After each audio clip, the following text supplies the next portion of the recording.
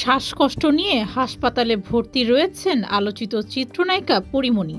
একই সঙ্গে জ্বর নিয়ে ভর্তি হয়েছে তার সন্তান পুণ্য, এমনটি জানিয়েছেন নায়িকার ঘনিষ্ঠজন। কিছুদিন আগে পরীমণির ছেলে পুণ্যের তৃতীয় জন্মদিন ছিল।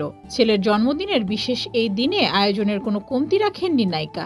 কিন্তু পরীমণি দেখেন জন্মদিনের অনুষ্ঠানের ফুটেজ ফেসবুকে ঘুরে বেড়াচ্ছে, কেউ ব্যবসায়িক ব্লগ বানিয়ে প্রচার করছে, আর তাতেই মেজাজ হারান এই নায়িকা। এরপর পরীমণি ফেসবুকে থার্মোমিটারের ছবি প্রকাশ করে লিখেন, ছেলের এমন জ্বর, যারা আজকে আমার মাথা গরম করছে তাদেরকে একটাকেও আমি ছাড়ছি না। এরপর আজ বেসরকারি হাসপাতাল নিয়েও একটি পোস্ট দেন পরীমণি। সেখানেও উঠে আসে তার ক্ষোভ। পরীমণি লিখেন, এই শহরের একটি প্রাইভেট হাসপাতালের আত্মকাহিনী, কত শত মানুষ এর ভুক্তভোগী, আল্লাহ মাফ করুক।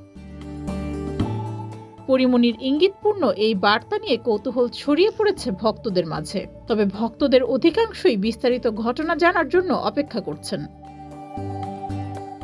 ডেস্ক রিপোর্ট, যুগের চিন্তা।